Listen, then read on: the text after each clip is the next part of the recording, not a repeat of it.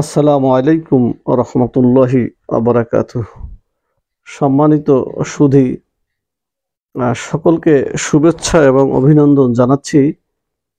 দীর্ঘ অনেক দিন পরে লাইভে আসলাম, একটু স্বল্প সময়ের জন্য এসছি।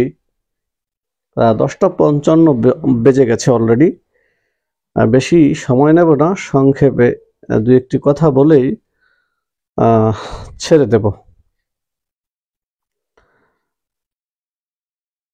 তো সর্বপ্রথম যে বিষয়টি আমি বলবো সেটি হলো যে দেখবেন, আমরা যারা বাংলা ভাষাভাষী মানুষ আছি, আমাদের ভিতরে বাহুল্য চর্চা বেশি।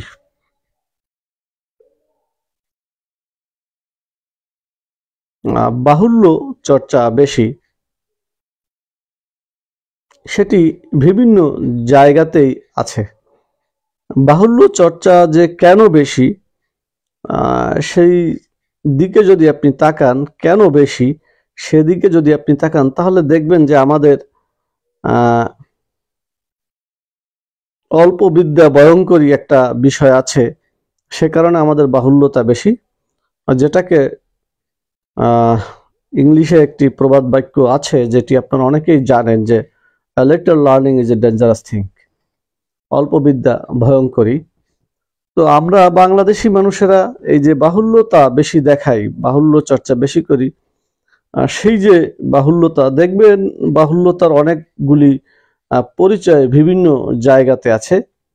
যদি জাতীয় জীবনে দেখেন সেখানে আছে, আপনার ব্যক্তিগত জীবনে যদি দেখেন সেখানে আছে, আপনি যদি প্রাতিষ্ঠানিক জীবনে দেখেন সেখানে আছে, ইভেন কি আপনার শিক্ষা ক্ষেত্রে যদি দেখেন সেখানেও কিন্তু আছে বাহুল্যতা। তো এই বাহুল্যতা থাকার কারণে এটি আরো একটি কারণ আমার কাছে মনে হয়, সেটি হলো যে আমাদের যে শিক্ষা, আমাদের চিন্তা চেতনা, এটি সুদূর প্রসারী অনেক কিছু বহন করে না। ম্যাক্সিমাম সময় দেখবেন যে আমরা সুদূর প্রসারী ফোকাস নিয়ে কাজ করি না, অর্থাৎ সুদূর প্রসারী লক্ষ্য নিয়ে কাজ করি না। যে বিষয়টি আমি বলছি সেটি হলো, ধরেন যে এই আমার হাতে যে এই চশমাটি, এই চশমাটি হয়তো আমরা কেউ বাংলাদেশি মানুষেরা বানাইনি, অন্য মানুষেরা বানিয়েছে। সেই তাদের প্রযুক্তি আমরা কিন্তু ব্যবহার করছি, এবং ব্যবহার করার পরে আমরা তখন ব্যবহার করে যাচ্ছি অনেক মানুষে। আর কিছু মানুষ হয়তো সমালোচনা করছি, কালার ভালো হয়নি, তাহলে আর একটু উজ্জ্বল হলো ভালো হতো, সাদা হলে ভালো হতো, তাহলে অন্য আর একটা কিছু হলে ভালো হতো, এই সমালোচনাগুলো করছি। বাট এই যে চশমাটি যে যারা তৈরি করছে, এটা আরো কিভাবে উন্নতি করা যায়, অর্থাৎ 50 বছর পরে আমি এই নাকের উপরে যে চশমাটি রেখেছি, এই যে চশমাটি নাকের উপরে রেখেছি, আমি হয়তো চিন্তা করতে পারি যে না, আমি এই চশমা নাকের উপরে রাখবো না, আমি এমন একটি জিনিস চোখের ভিতরে দিয়ে দেব। হ্যাঁ, সেই চোখের ভিতরে দেওয়ার কারণে আমি আমার পছন্দ মতো আমি দেখতে পাবো, অথবা চোখ আমার ক্ষতি হবে না, বা চোখের যে প্রেশার আছে সেই প্রেশারটা ঠিক থাকবে। এভাবে কিন্তু করে আমরা চিন্তা করতে পারি। বাট আমরা বাংলাদেশি মানুষেরা সেই চিন্তাটা অনেকেই করি না। কে বা কারা বানিয়েছে সেটাও জানি না, কিন্তু আমরা সমালোচনা করছি যে কি একটা চশমা বানাইছে অমুক তমুক ইত্যাদি ইত্যাদি। তো এই হলো বিষয়। তো এই যে বাহুল্যতা, সেই বাহুল্যতা কিন্তু আমাদেরকে পেয়ে বসেছে এবং চলছে আমাদের সমাজে। বন্ধুগণ, সে নিয়েই মূলত কথা বলছি। সেজন্য এই বাহুল্যতা যে আছে, সেটি যদি আমাদের সমাজের দিকে তাকান, বা আমাদের আঞ্চলিক যে ফেনোমেনা যেগুলি আছে, আঞ্চলিক ফেনোমেনা, অর্থাৎ প্রত্যেকটা অঞ্চলেই প্রত্যেকটা ভাষায় আঞ্চলিক কিছু শব্দ থাকে, যে শব্দগুলি বা যে কথাগুলি, যে বাক্যগুলি মানুষের জীবন থেকে বা মানুষের অভিজ্ঞতা থেকে বয়সী মানুষেরা বলে থাকেন। তাদের অভিজ্ঞতা থেকে তারা মনে করেন যে তার জীবনটাকে পথে পথে পুড়িয়ে পুড়িয়ে জীবনের রসদ শেষ করে 50-60 ঊর্ধ্ব বয়সে এসে তখন এসে এই জাতীয় কথা বলে। সেরকমই একটা কথা হলো আঞ্চলিক ফেরোমনে যে চুলা হাইলে পেনা পড়ে, চুলা হাইলে পেনা পড়ে। তো দেখবেন যে বাংলাদেশের মানুষের ভিতরে সব জায়গায় এই চুলা হাইলে পেনা পড়া আছে। এখন যারা বরিশালের আঞ্চলিক ভাষা বোঝেন তারা অলরেডি বুঝে গেছেন যে আমি কি বলছি। এর অনেক ধরনের ব্যাখ্যা আছে, বাট বরিশালের বাইরের যেসব বন্ধুরা আছেন তারা হয়তো অনেকেই বুঝতে পারবেন না যে আসলে কি বলার চেষ্টা করছি আমি। তো চুলা হাইলে পেনা যে পড়ে, এটির যদি আবিধানিক অর্থ আপনি ধরেন বা শুদ্ধ ভাষায় যদি এর ব্যাখ্যা যদি বলেন, তাহলে যে বাহুল্যতা, ওই যে কথাটি আমি নিয়ে আসছিলাম যে বাহুল্যতা, সেই বাহুল্যতাকে আমি এখানে নিয়ে এসেছি। যে দেখবেন যে কেউ হয়তো একটি কাজ করছেন, কাজের ভিতরে আছেন, আপনি দেখছেন, তো আপনি গিয়ে তাকে বলবেন যে ভাই আপনি কি মাছ ধরছেন? আসলে কিন্তু উনি মাছ ধরছে, উনি কিন্তু গিয়ে বললো যে ভাই আপনি কি মাছ ধরছেন, এভাবে করে। অথবা আপনার যে জানার বিষয়টি সেটি আপনি সুন্দর এবং সাবলীল ভাবে আপনি জিজ্ঞেস করতে পারেন, কিন্তু সেটি না করে আমরা বাহুল্যতার ভিতরে আছি। আমাদের পরবর্তী 50 বছর পরে অথবা 100 বছর পরে আমরা যে ভূখণ্ডে বাস করি, আমি যে দেশের মানুষ, আমাদের পরবর্তী প্রজন্ম কিরকম যাবে, কি হবে, সে নিয়ে কিন্তু আমরা চিন্তা করে কথা বলতে পারি বা কথা বলা উচিত। বাট আমরা সেটি না বলে 50 বছর পিছনে কি হয়েছে সে নিয়ে বেশি সময় ক্ষেপণ করি। ইতিহাস থেকে আমরা শিক্ষা নেই না, আলোচনা করি, সমালোচনা করি, বাট শিক্ষা নেই না। শিক্ষা নেওয়ার যে বিষয়টি, ইতিহাস থেকে শিক্ষা নিলে আপনার দৃষ্টি আরো 50 বছর আগে যেতে হবে এবং 100 বছর পরেও যেতে হবে, যে সেই সময় আমাদের কি হতে পারে, আমাদের কি হওয়া উচিত। যেহেতু বিশ্বায়নের যুগ, সেই জিনিসের দিকে আমরা ফোকাস না করে, অর্থাৎ সেই জিনিসের দিকে আমরা লক্ষ্য না করে, আমাদের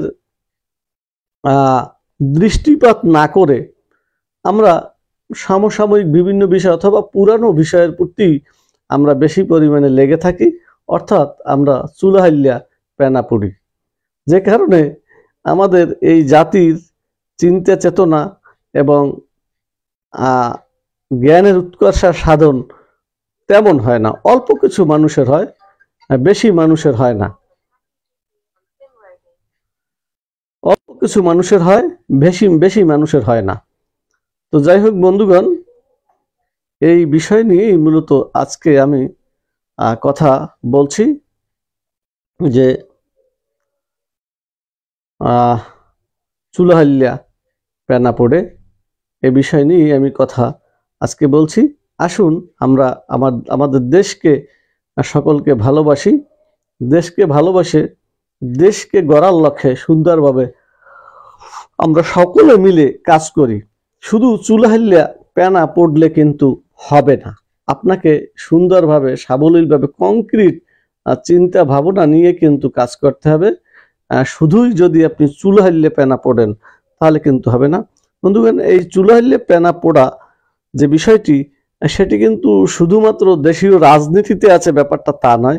দেখবেন যে ব্যক্তির যে কাজ, যে ব্যক্তির যে দায়িত্ব, তিনি সেই দায়িত্ব পালন করার জন্য কি কি উপাদান দরকার, কি কি কর্মশালা করা দরকার, সেই দিকে ফোকাস করে আগানো এবং তার আশেপাশে যারা কম্পিটিটর আছে, তার আশেপাশে যারা কম্পিটিটর আছে তাদের সাথে জ্ঞান বিজ্ঞানের উৎকর্ষার মধ্য দিয়ে এগিয়ে যাওয়া যায় কিভাবে, সেই চিন্তা ভাবনা করে কথা বলা, কাজ করা, এগুলি মূলত কাজ। কিন্তু অনেক সময় দেখা যায় সে কাজগুলি আমরা না করে আমরা অপ্রাসঙ্গিক ও অপ্রয়োজনীয় কথাবার্তা কাজগুলি আমরা করতে থাকি এবং সেগুলি নিয়েই আমরা মূলত হইচই করি এবং মারামারি করি। তো এই যে কাজগুলির ভিতরে আমরা নিমজ্জিত, এগুলিকেই আমরা বলছি যে চুলা হাইলিয়া পেনা পোড়া। বন্ধুগণ, কাজেই এই চুলা হাইলিয়া পেনা যারা পড়েন তারা একটু বনি আমিনের মতো বলছি যে মাথায় মাল খাটাবেন, মাথার মালটাকে একটু ব্যবহার করবেন, যাতে চুলা হাইলিয়া পেনা আপনি কমিয়ে দেবেন। চুলাহাল্লা পেনা আপনি কমিয়ে দেবেন। দেশ ও মানব জাতির কল্যাণে, নিজেদের দেশের ভবিষ্যতের জন্য, ভবিষ্যৎ প্রজন্মের জন্য সুদূর প্রসারী চিন্তা ভাবনা করেই কথা বলা দরকার। বন্ধুগণ, হয়তো আমার চেয়ে অনেক জ্ঞানী মানুষ, অনেক বুদ্ধিমান মানুষ এই অনলাইনে আছেন, দেখছেন, অনেক শিক্ষিত মানুষ। তারপরও আমি আমার ভয়েস, আমার চিন্তাধারা, আমি সেখান থেকেই মূলত আজকের এই কথা বলি। এবং এখানে আরেকটি বিষয় আপনাদেরকে শেয়ার করি, সেটি হলো যে সবসময় আমি সাধারণ মানুষের কিছু অসাধারণ কথা থাকে, সে কথাগুলি এখানে আমি তুলে নিয়ে আসছি এবং সে কথাগুলির মধ্য দিয়ে কিন্তু আমি কথা বলার চেষ্টা করছি, যে আমরা যাতে যেগুলি আমাদের প্রয়োজন, যে কথাগুলি আমাদের প্রয়োজন ভবিষ্যতের জন্য, দেশের জন্য, সেগুলি নিয়ে আমরা কাজ করি, কথা বলি, যাতে চুলাহাল্লা পেনা পোড়া আমরা বন্ধ করি। অনেক সময় দেখা যায় যে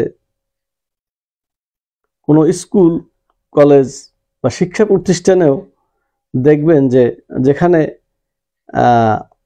ছাত্ররা শিখবে, অর্থাৎ মা বাবা তার জন্মদাতা পিতা হলেও জ্ঞান বিজ্ঞানের যে উৎকর্ষা, সে যে নলেজ, সেই ক্ষেত্রে চক্ষু দান হিসেবে পিতামাতার আসন কিন্তু দখল করে নেয় শিক্ষকেরা। তো সেই শিক্ষকদের ভিতরে অনেক সময় দেখা যায় যে তারা সঠিকভাবে পাঠদান করা যায় কিভাবে, প্রতিষ্ঠান আরো কিভাবে উন্নয়ন করা যায়, আর তিনি নিজেকে কিভাবে আরো পরিশুদ্ধভাবে উপস্থাপন করতে পারেন তার স্টুডেন্টদের সামনে, তার স্টুডেন্টদের সম্মুখে। হ্যাঁ, এইসব বিষয়ে তাদের সেই পরিমাণ চিন্তা থাকে না, বরঞ্চ তারা কিন্তু চুলাহাল্লা পেনা পড়ে। বন্ধুগণ, এ বিষয় নিয়েই কথা বলছি। সবাই ভালো থাকবেন, সুন্দর থাকবেন। বেশি সময় নেব না, আজকে সংক্ষেপেই এখানেই ছেড়ে দিচ্ছি। কাজেই সবাই যার যে জায়গা থেকে কেউই এই চুলাহাল্লা পেনা পোড়ার চেষ্টা করবেন না, এটুকু বাদ দেবেন, সঠিক কাজগুলি করবেন। সেটি রাজনীতিতে হোক, আপনার শিক্ষা প্রতিষ্ঠানে হোক, অথবা আপনার পরিবারে হোক, সব জায়গায় আপনার যেটুকু প্রয়োজন সঠিক, সেটুকু নিয়েই আপনি কথা বলুন এবং সুদূর প্রসারী চিন্তা ভাবনা থেকেই কথা বলুন, চেষ্টা করুন। তাহলে দেখবেন কিছু না কিছু উপকার আসবে। হয়তো আমি পারছি না, আপনি পারছেন, আর একজন পারছে না, আর একজন পারছে। এভাবে চেষ্টা করলে পারবে। আমার আজকের বক্তব্য হলো এটি, যে বাহুল্যতা পরিহার করে সঠিকভাবে দেশকে ভালোবাসুন, দেশের সঠিক যে প্রয়োজন, সেই প্রয়োজন অনুসারে রাজনীতির ছক আঁকুন, রাজনীতি নিয়ে কথা বলুন, সেটি কিন্তু সকলের জন্যই উত্তম। কাজেই চুলাহাল্লা পেনা পোড়া বাদ দেবেন বলেই আমি আশা করছি। সবাই ভালো থাকবেন, সুন্দর থাকবেন। আজকের মতো এখানেই বিদায় নিচ্ছি, বেশি সময় আজকে নেব না, অন্য একটু কাজে ব্যস্ত।